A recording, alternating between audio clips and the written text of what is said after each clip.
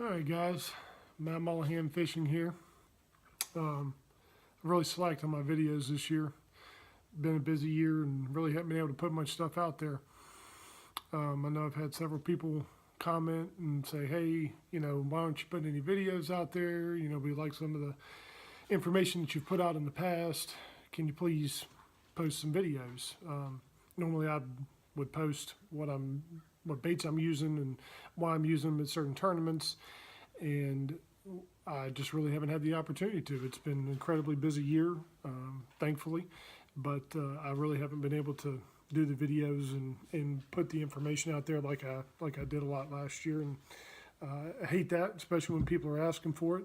I know some people pay attention to it. A lot of people, kind of say thanks for the advice, or take a little bit of this or a little bit of that and move on. Or some people just, he's not an Elite Series pro or an FLW Tour guy, so, what does he know? But hey, if I can help somebody become a better fisherman, that's what I put the information out there for. So going back to more towards the beginning of the year, first tournament on the FLW BFL series in the South Carolina division, Lake Murray, back in February. I had a top 10 finish there. I'm leading the Angler of the Year points with one tournament left to go. So I'm basically going to do a series of videos just kind of breaking down what I was using, why I was using them during certain times of the year, line, reels, rods, and just the reasons why. And hopefully, some of this information will help you guys in the future. And once I get everything caught up, we'll kind of be caught up to where we are this time of year, what to look for, transitions, and the bait and the fish transitioning to more into a fall pattern.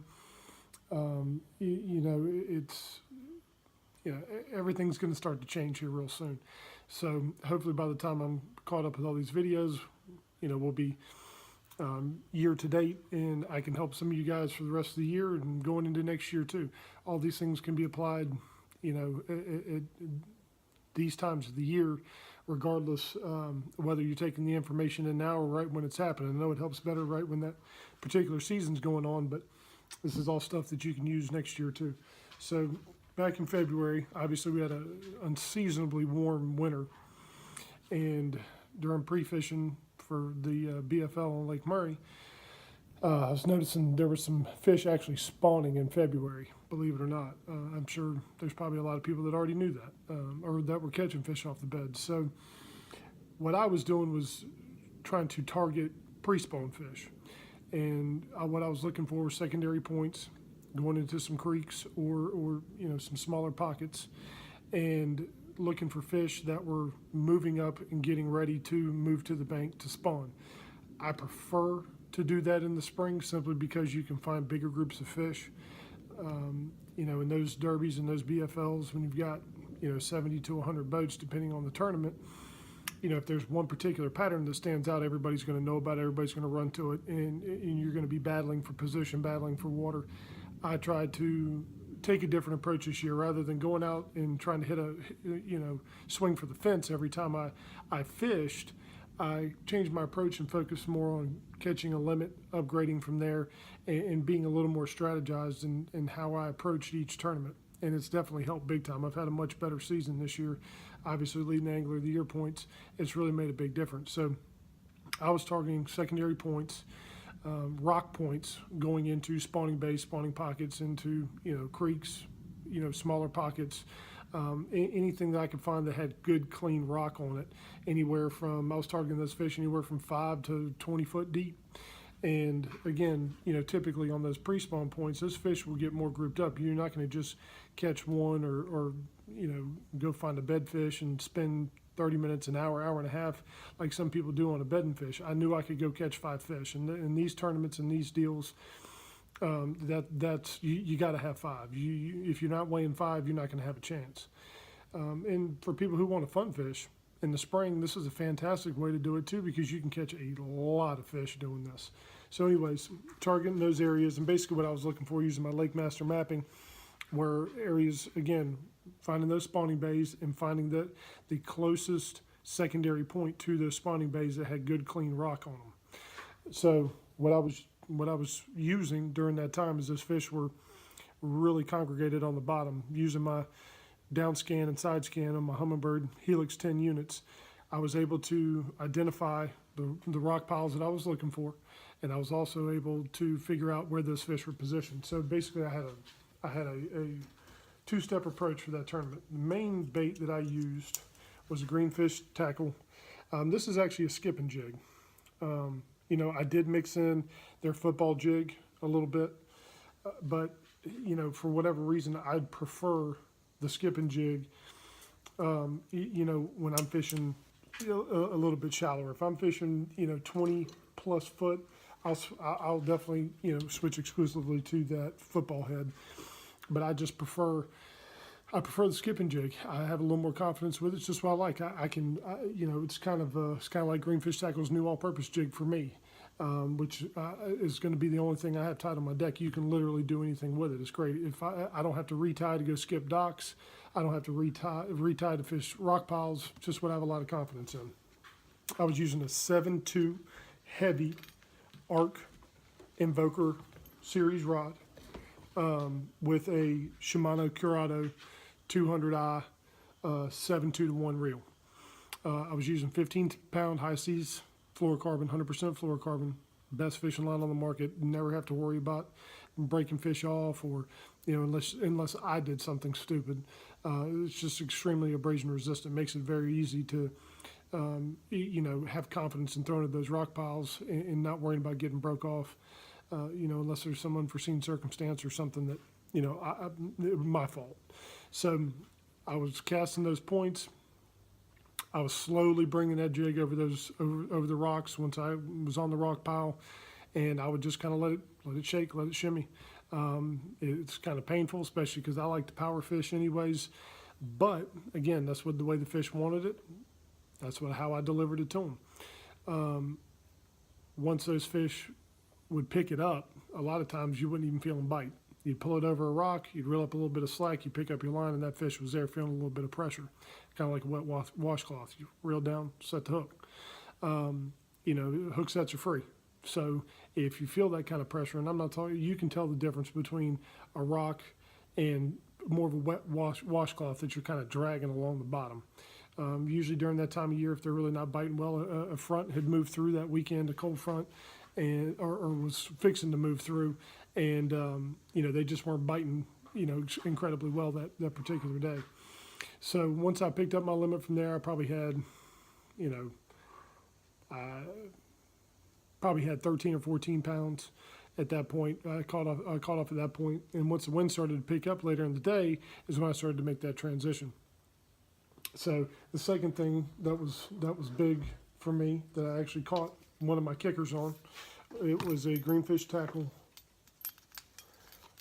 Michael Murphy high class spinnerbait. It's one that Michael Murphy designed.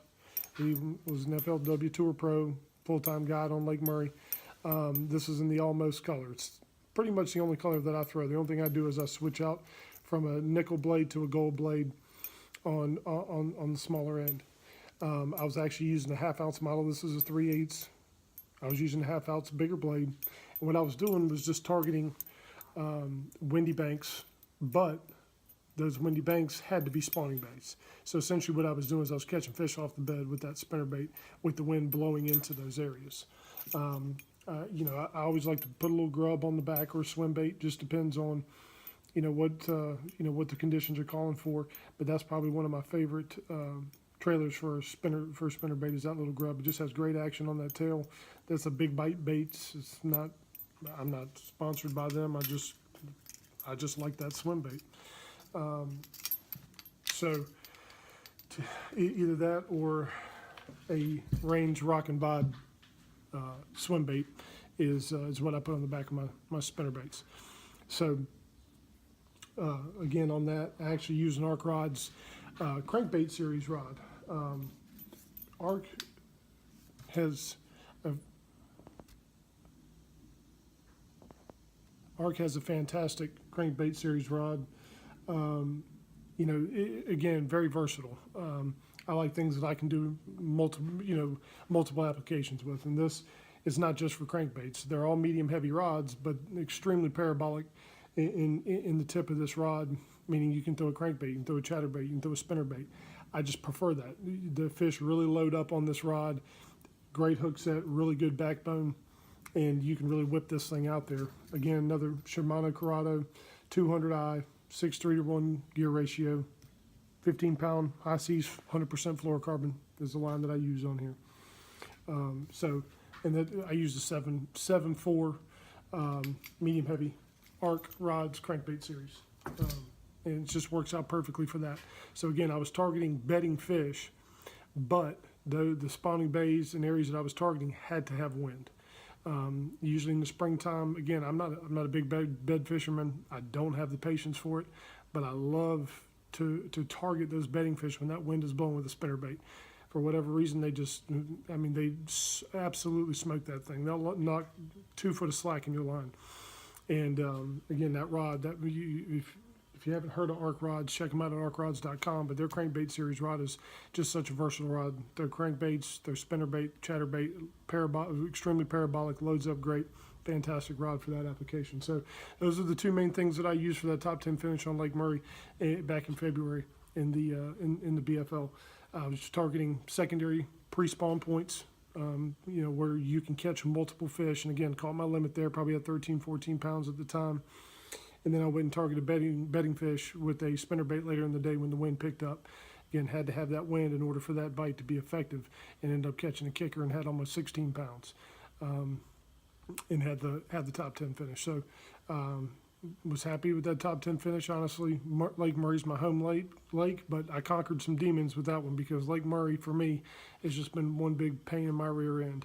That was a good confidence booster at the beginning of the year.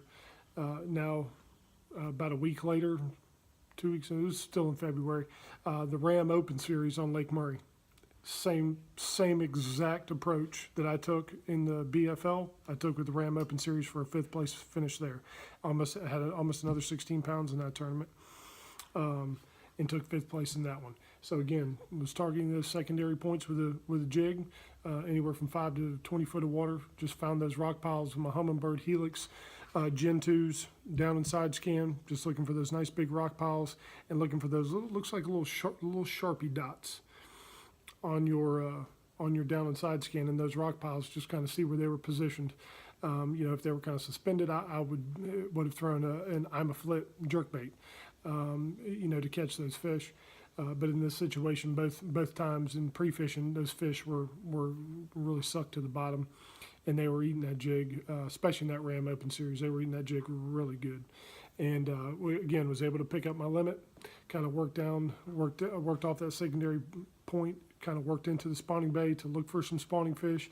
Ended up catching about a 5-pounder off a bed in there. So it worked out fantastic. Then again, went and targeted, bedding fish, wind-blown areas, wind-blown spawning pockets with that Greenfish tackle, almost spinnerbait, almost color spinnerbait, Michael Murphy's high class spinnerbait. And didn't catch any kickers, caught a bunch of fish, mostly buck bass. But again, the possibility of landing a giant is always there. I've caught several 6 to 8 pounders spawning on a spinnerbait, when that wind is blowing in those spawning pockets. So that's pretty much the approach that I took in those 2 tournaments. There in that Ram Open Series and the FLW BFL on Lake Murray back in February. So that's how I started my year. Started my year with 2 top 10s, an 8th place and a 5th place, and a great confidence booster to get the rest of my year started. So if you have any questions, feel free to comment below. I'll be more than happy to answer those questions. And look out for some other videos. Again, I'm doing a series here of different videos from each tournament throughout the year, and kind of what I'm looking for and what I'm targeting. I may skip something. Again, if you have a question, feel free to ask, and see you soon.